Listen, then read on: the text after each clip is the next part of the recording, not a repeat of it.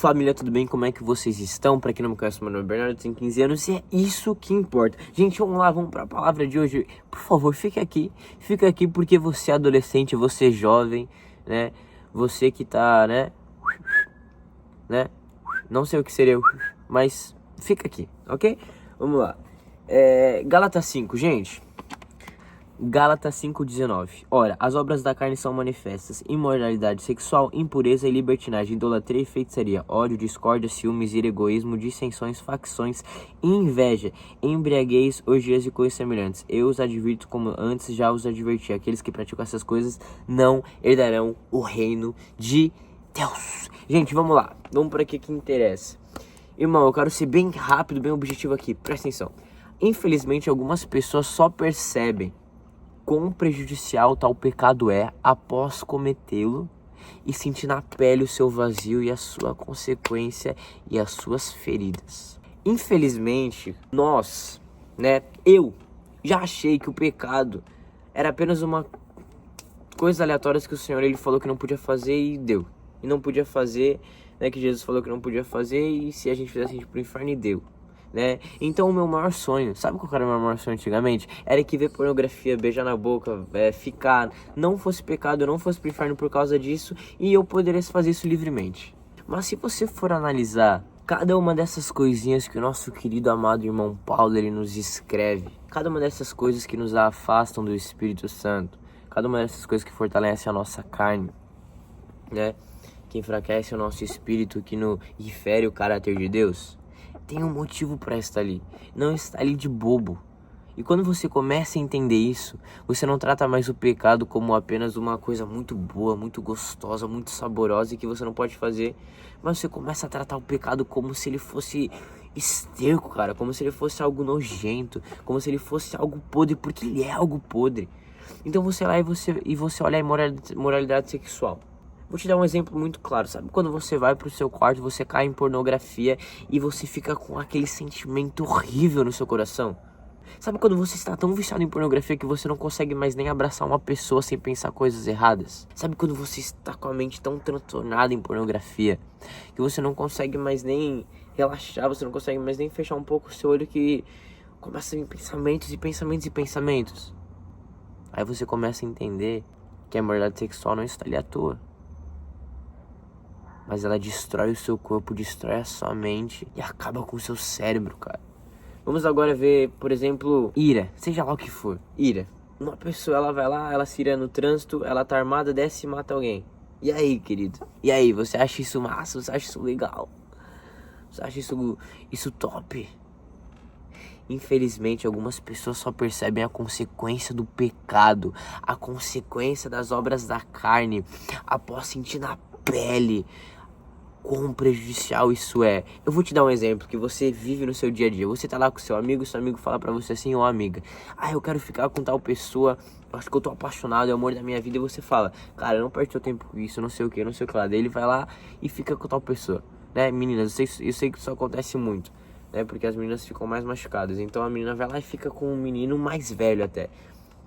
Fica lá, e daí você fica falando pra sua amiga assim: não faz isso, não faz isso, não faz isso. Ela vai lá e fica com esse menino.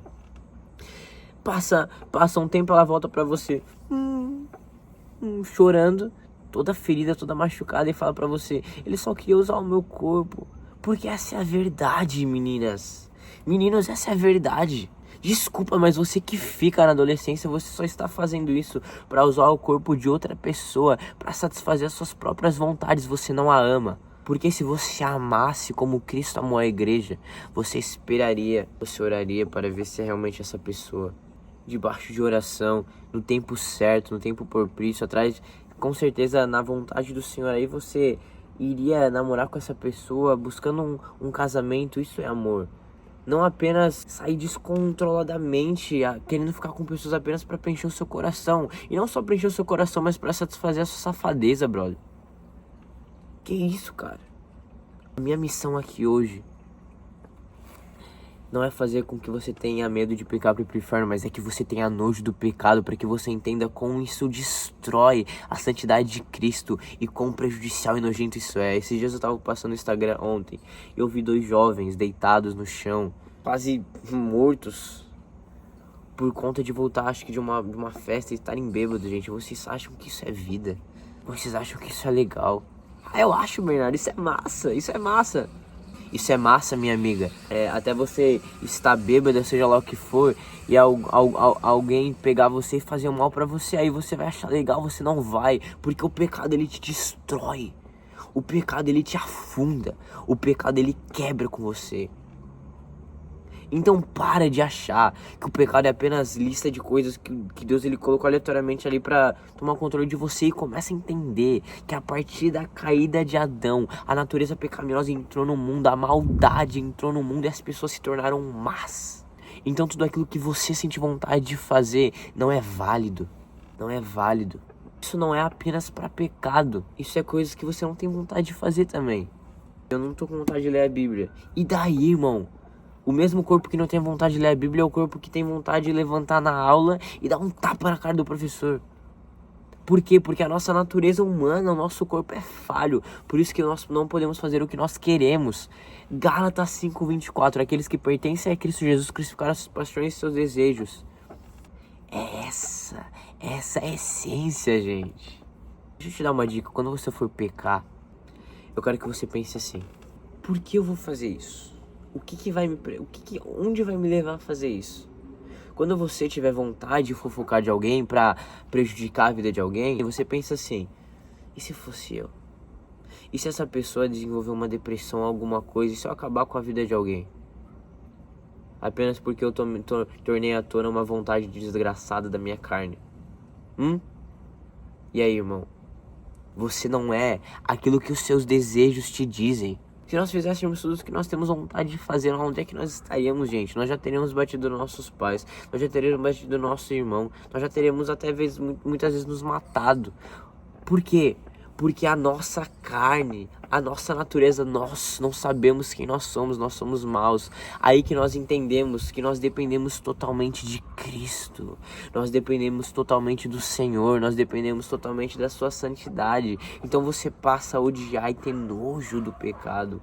Nojo do pecado. E você não liga mais. Se, eu não vou fazer isso porque eu vou pro inferno, não. Mas você é salvo porque você está unido com Cristo. E aqueles que estão unidos com Cristo não vivem uma vida de trevas, mas vivem uma vida de luz. E aqueles que estão na luz entenderam. Quão aventurados são aqueles que vivem na santidade do Senhor, cara.